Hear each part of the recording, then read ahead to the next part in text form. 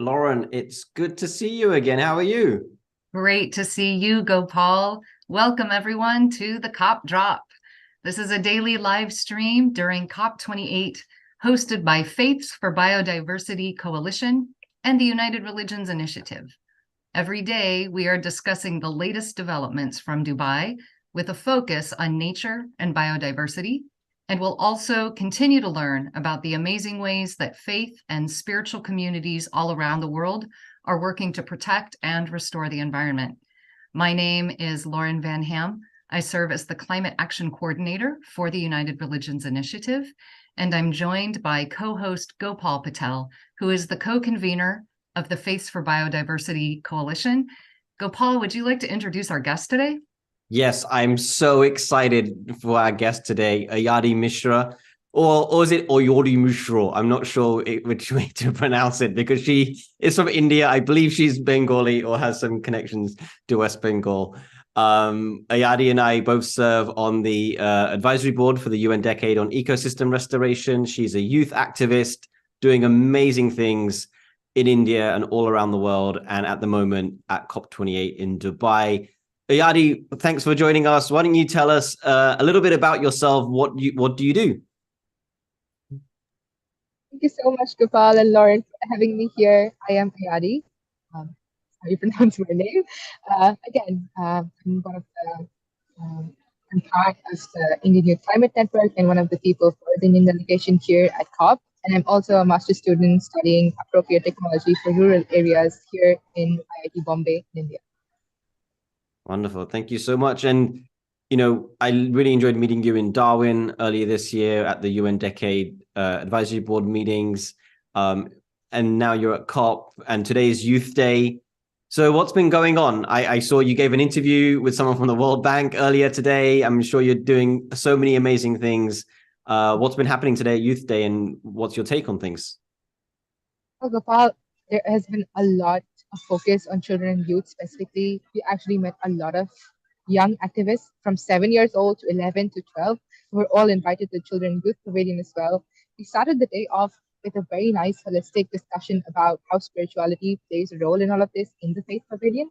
And there were a lot of developments in the negotiation space as well. I'm sure you've heard about Rule 16 that was implemented in place, which again talked about finance and hugely supported by the G77, which is again part of the global youth statement that Youngo as a constituency also worked with the YCC team. It was a huge win for us again to see this again taken on to Bonn, as well as we had the Dubai Adaptation Funding Work Program, which again talked about what we had promised back in 2019, which was also part of what the youth demanded. So we saw a lot of action from the negotiation tables, as well as more than three protests in the blue zone, which were again for the over $1 trillion of finance that was demanded.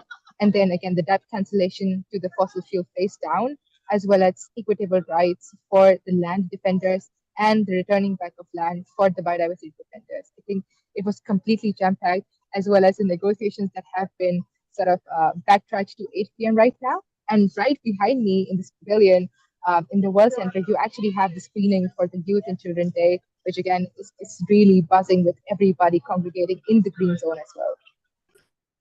Wow, that sounds like a lot. So it feels like youth are really being embraced at COP.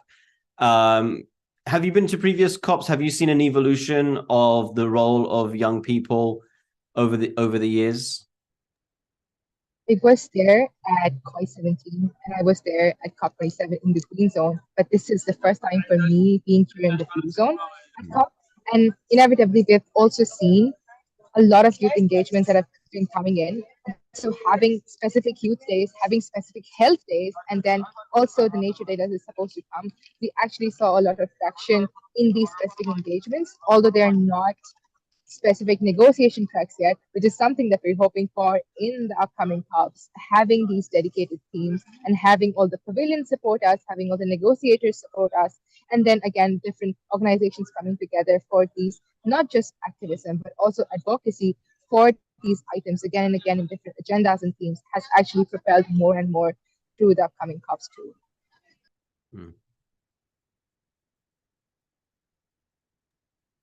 It occurs to me Ayadi, that in previous COPs, it has been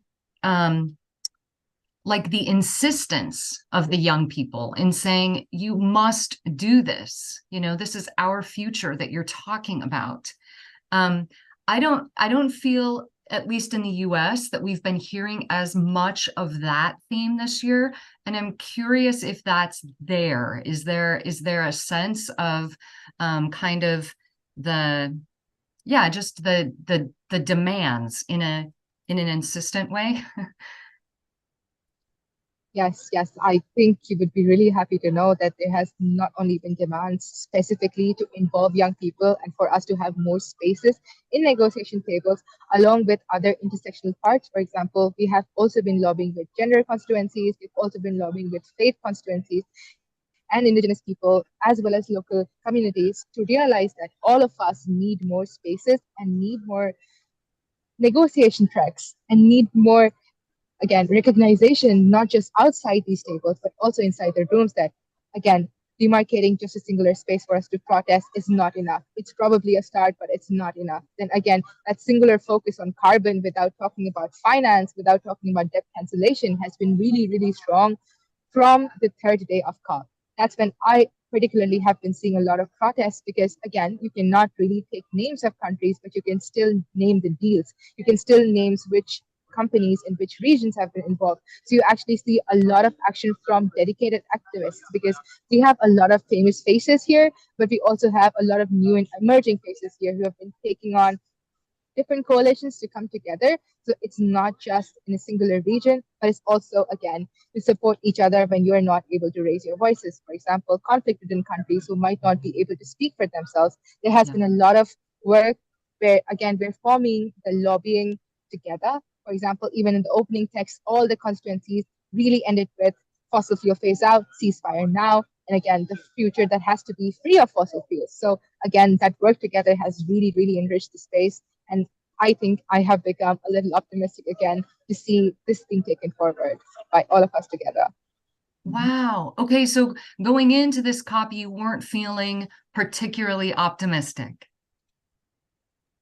Your face says all of it. Your face just said everything. Yeah, I mean, there has been a lot of conversations going on around how much more we need to do to even meet what we promised at Paris, and then how much more is needed even after 2022, that you need, for example, essentially renewables to triple down. And how does that reflect on biodiversity, on young people, and all the frontline defenders? And then also the whole discussion about Dubai actually propelling the four major projects that they have, and the presidency themselves being headed by an oil giant. And then again, the report that came out that the fossil fuel lobbyists have essentially tripled, or again, quadrupled from what it was in COP27. So there hasn't been as much of an optimistic view to COP in general because of all of this. The themes around which, again, I believe that communities coming together, conversations happening around, and then building up that trust together has somewhat propelled us to a direction where we still do believe that working together will achieve the 1.5 that we promised. Well, and you've mentioned there a few times now the role of faith and spirituality, and there's a general perception that young people aren't interested in faith and religion. It's something for your granddad and older people. But it sounds like you've been attending events at the Faith Pavilion, and it sounds like you appreciate that engagement from the faith community. So can you speak a little bit about how the youth and the faith sector are working together there at COP28? Of course, I think it also relates to our conversations in the UN decade with Tariq, with again Shantanu, one of my colleagues, who again, I think this shows a lot. This is the walk the talk from the Brahma Kumaris. And yeah, I think it might be a general perception that faith itself is not something the young people are interested in, but I'm here to say that spirituality, essentially, when you're talking about nature, is really, really important to uphold and understand. One of the conversations I had in the Faith Pavilion today really talked about what holistic ecosystem restoration is and how that cannot happen without the values that we have. And half of the reason you are here at COP might be, again, for the negotiations themselves, but also is to put a face to a human, to the name that you have been working with, to put that emotion and that feeling behind this movement, which essentially is missing if you cannot talk about faith, if you cannot talk about spirituality, because the reason that a lot of activists and a lot of climate advocates are essentially working for nature is because they feel that sense of belonging with their communities and that longingness to be with to be with people inside nature. And that has been propelled by so many different religions that we together essentially are urging that, hey, let's not mix religion with politics. Let's not mix religion and faith with all these different muddled systems. And let's really talk about togetherness in the sense of space that we are in. And I think that's where a lot of young people have been finding solace in these conversations, in the safe space like the gender pavilion, the faith pavilion, the children and youth pavilion, where these conversations are safe spaces to have them in. Yeah. Wow. So just kind of taking that a little bit farther, are there ways that faith groups or spiritual communities can help further the work of youth that you're aware of, thinking beyond December 12th? What are some ways that we can continue to strengthen our like solidarity with young voices? Yeah, definitely. Because again, every side event that I've attended since the beginning of COP, what we have really picked up on is that conversations cannot end at COP. They might have started here for some of us, but they essentially are stories that have been communicated throughout our journeys, throughout coming here, and they really cannot be halted here. So that trust building and that building of bridges to different coalitions and different groups has been really, really important for people like me who were not disconnected to such international spaces before to again understand that hey, there are so many more ways that we can work together. And I think something that comes to my mind is again the idea of having stories together, to having those again, because young people are again, in different spaces. So we bring different identities with us as well. And that's the same for the faith groups. And that's the same for all the other intersectional groups that, again, are not just that one singular token, but we're essentially bringing on these different and diverse identities together. So that togetherness in the stories that we have, in the movements that we have, because we have realized that we're all working towards the same goal. So having that trust building, having those conversations and these spaces again, either online, they've already started collaborating with a couple of them by knowing, for example, with Shantanu, one of my colleagues already, we now know that they're working for understanding that the tree has a life, that planting itself is not the last part, that you actually have to take care of it, and that's essentially a life. And that's what the young people have been advocating for too, that you plant the right thing in the right space. And I think these conversations have actually enriched us to understand that there are already work that is happening to avoid the duplication of work. We can actually work together to strengthen the same message, because in the end what's important is that the work needs to be done. So if you have that trust and if you have these spaces where this can be taken forward, there are an infinite number of ways where we can support each other. All we need to do is just know that yes, this is possible. Mm. And I'm wondering, tomorrow is Nature Day, which is a big day. And I'm struck by the fact that you're talking so much about nature, and that this is a climate COP, but nature is so much a part of the climate solution. And so I'm wondering if you could speak a little bit about how we can bridge that artificial divide that we have between climate conversations and conversations around nature. Also reminds me of a little bit of a negative point that we've been talking about the COP venue itself. Although it's really, really huge, we've also, with a couple of IUCN delegates, with a couple of IUCN colleagues, we've actually talked about in a candid way that, hey, the nature pavilion being tucked in the very end of this whole COP venue actually shows the kind of importance we put on nature when you're talking about climate. But on a positive note, we've also talked a lot about how, when we're talking about climate, the singular focus on carbon is not something that we should have. We should also really think about when we're talking about, for example, the transition itself. And that's been a major negotiation item too, about renewable energy, about having the land. We also have to talk about, first of all, who this land is coming from and what is the health of that ecosystem, what is the health of that land. Because again, temperature, GHGs, carbon itself are not singular tokens, but they also have effects on the systems, on the spaces we're living in, not just on us, but on literally everything around us. And that's where nature comes in. So I'm really, really happy that there have been so many nature movements, there have been so many nature related themes, not just in the nature pavilion, but also outside. And that actually propels the pathway to having nature as a negotiation item. And that's what I'm looking forward to in even the GGA topics and the adaptation work program, that we're not just talking about finance, but we're also talking about the impact of that finance when you're talking about setting up solar. Again, when you're talking about setting up different kinds of renewable setups, where does that go to, and how does that affect the ecosystem services that land used to provide for you?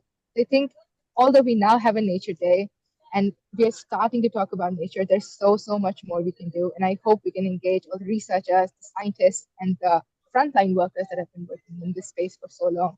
So it's probably one of the first steps, but there's so much more to do before. Yeah. I wonder, Ayadi, what would you want young people to learn so that they have what they need as they begin to, inherit what is coming? What are the ways that we as people of faith, as spiritual communities, can be mentoring young people and making sure that they're connected to nature, or however you answer this question? I think this has been something I have been contemplating, because essentially this is my first COP. This is the first time I've encountered such a chaotic space, a space where literally wherever you go, something else is happening. And my one message to any young person or any person of faith who's watching this would be that to just know that you're not alone. Because when you actually begin to tackle the crisis that you're having, it's really easy to slip into sort of a, first of all, an action coma about, oh my God, what do I do? How much do I do? When is it enough? And then you keep on pushing yourself. So it's not just climate anxiety, it's actually a way that hinders what you could have done, because there's so much on your shoulders, and this is all that you're essentially inheriting. And this is also the burden of you needing to work for it. Because again, some of the conversations we're having, not just in the faith pavilion, but also the booths alongside it, is that people are now forced to become climate activists. Like the young people who wanted to be artists, me myself who wanted to paint around, my advocacy has now turned into an art form advocacy, because there's no other way around it. And this is the most important part, to realize that all of us have our own strengths and we're all literally in this together. So having that conversation about how different faiths themselves coming together and building a space of spirituality, of understanding that, hey, touching grass and being near it, literally lying down in a field and realizing all the different sounds and all the coolness of nature, that literally shifts your mind space. I think that connection is very much needed, because a couple of us have been just roaming around this space where there are a couple of palm trees and there little bit of nature, to realize that, wow, why are we congregating in this little space, huddling in this space that has so much nature in it? And I think this is what spirituality provided us. And this is probably my largest message, that you're literally never alone. That's wonderful. Thank you so much. So much wisdom there. What, as we finish off, and we want to let you get back to your night, and I'm sure you got evening plans ahead. What are you looking forward to over the next 5 days? Because we're just starting. It's strange. We're just starting week 2. But we're going through to Tuesday, so it's a bit of a funny week. But over the next final few days, on a personal level, not from a negotiating level, but just on a personal level, what are you looking forward to? I think the most childish answer that just suddenly popped into my head was, I'm looking forward to meeting my friends. I'm looking forward to catching up to all the friends I have inside this negotiation tables right now, because as I said, that the GST and adaptation, both of them were pushed on to 8 p.m. But other than that, on a personal note, I honestly am looking forward to carrying what I've learned and the strength I've gotten from all these movements, because when I entered this space, I was in amidst chaos and I was questioning myself, did I actually squander somebody else's place by coming here? What am I really adding to this space? So I'm really, really looking forward to gathering the energy that I got here from all the movements that, hey, everybody has a space here. Everybody's voice really matters in the end. And that all of us together, because now we're connected in such a way, can again work further together. So all the connections that I've made, all the different movements that we could now together strengthen, that's on a personal note what I'm looking forward to bringing back again to the UN Decade, to my youth task force, and to the two different delegations I represented throughout the 2 weeks. I think other than the negotiations of, again, the billions, not millions pledge for loss and damage, and the GDA, the doubling of the adaptation finance, etc., other than those negotiation items, this is what I'm looking forward to the most. That's great. Well, Really, thank you. really great. Ayadi, thank you so much for all of the teachings that you packed into such a short period of time. I've been taking notes. I'm really touched by everything that you've shared. Thank you. Yeah, thank you, Ayadi. We look forward to speaking again with you soon. Yeah. Thank you so much, Gopal. Thank you so much, Lauren. Take care. See Bye. you guys again. Bye-bye.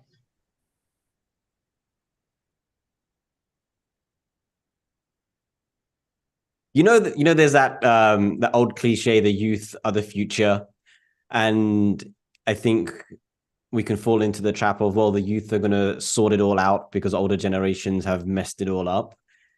And I think that's a really unfair burden that we sometimes put on the youth or young people. But when we hear people like Ayadi, Yeah, I'm just blown away. Like, she's so smart and articulate and wise that gives you real hope that a generation or several generations that have messed things up quite significantly, there's a generation coming that feel that pain, but also have that resolve and that resilience to really push through and do their best so they can have a good life. It's really amazing.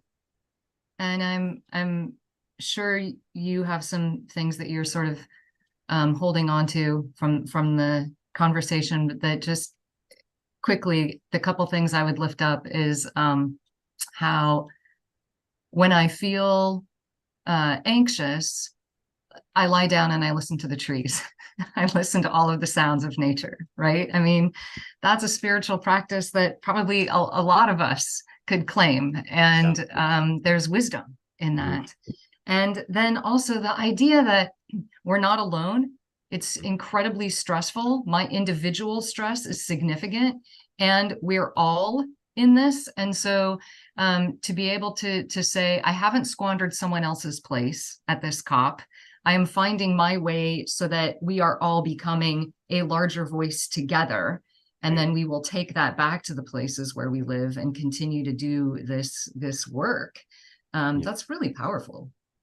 Yeah, it is. It's I'm kind of speechless. It's so heartwarming to know that there are people like Ayadi in the world who are doing so much good in the face of so much uncertainty, and doing it with a smile on their face, and with joy and with love and compassion. It's really, really beautiful to see. Yeah, indeed. Let's continue to listen to our young next generations and do this work with them. Yeah, that sounds like a good idea.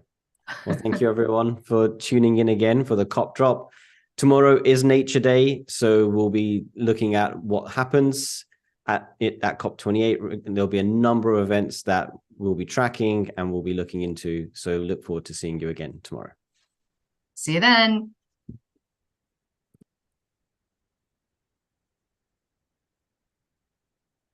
All right.